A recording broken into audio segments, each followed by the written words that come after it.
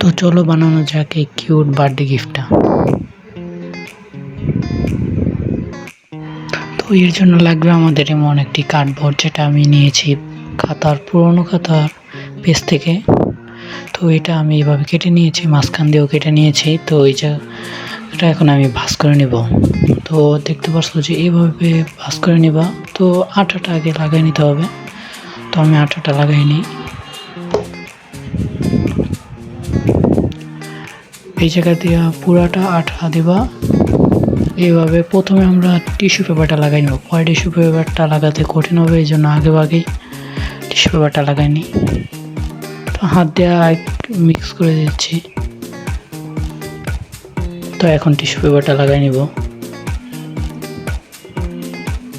ভালো মতো টিস্যু পেপারটা লাগাই নিব। তারপরে এটাকে প্যাক করা শুরু করব। তো এই আমাদের লাগানো হয়ে গেছে, এবার পুরাটা লাগাবো। তো এই পাশ দিয়ে আগে প্রথমে আটাটা লাগাই নিব। ভালো মতো আটাটা দিয়া এবার পুরাটা একদম ওইটাকে একদম ফিনিশিং দিয়ে দেব। ভালো মতো একদম রাফ করে দেব। তো তারপরে উপরে ওইটাও এভাবে দিয়ে লাগাই নিব। তো ভালো মতো শক্তপোক্ত হয়ে যদি লাগে, এই জন্য একটু চাপ দিয়ে দেব। ভালো মতো চাপ দিলে হবে কি ভালো মতো লেগে যাবে। তো এরপর ওই সাইডটা দিয়েও আমি আটা দিয়ে দেব। মানে বারবার শুধু ভুল করে ফেলি। তো ওই সাইডটা আটা দেওয়ার পরে এই জায়গাতে একটু আটা খুলে গেছে, এই জায়গা দিয়েও দিয়ে দিলাম একটু। তারপরে ওই সাইডটা লাগাই নেব। কিছুটা এইভাবে লাগাই নিবা। তো ভালো মতো লাগাই নিবা। আটাটা বারবার শুধু হাতে লেগে যাইতেছে। তো ওই জায়গায় আমি লাগাই নিছি, একটু চাপ দিয়ে দিতেছি যদি ভালো মতো লেগে যায়। তো ভালো মতো লেগে গেছে। তো এবার এটার ভিতরের কাজ করার পালা। তো আমি এই জন্য এমন একটি কালার পেপার নিয়ে নিচ্ছি, যেটার ভিতরে এখন আমি কিছু আর্ট করে নেব।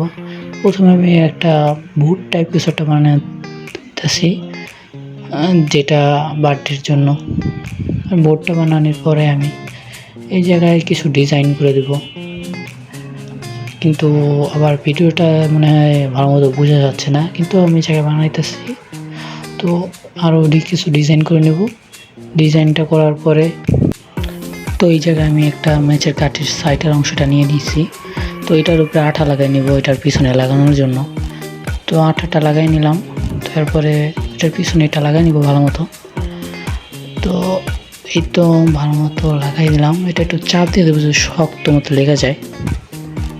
তো লাগানোর পরে একটা ম্যাচের কাঠি নিলাম। তো এটার পিছনেও সেম আঠা লাগাই নিলাম। তো আঠা লাগানোর পরে এটাও সেমভাবেই ম্যাচের কাঠিটার উপরেও আঠা লাগাই নিব। তো যেই পেজটার উপরে আমরা হ্যাপি বার্থডে লিখছিলাম, তো ওইটার পিছনে আঠা লাগাই নিব। তো আঠাটা ভালো মতো লাগাই নিব আর চারোদিক দিয়ে নিই। দেওয়ার পরে এটাকে একদম ভালো মতো রাফ করে নিব। তো আঠাটা একটু কম হয়ে গেছে, তো এই জন্য আরও বেশি করে লাগাই দিলাম।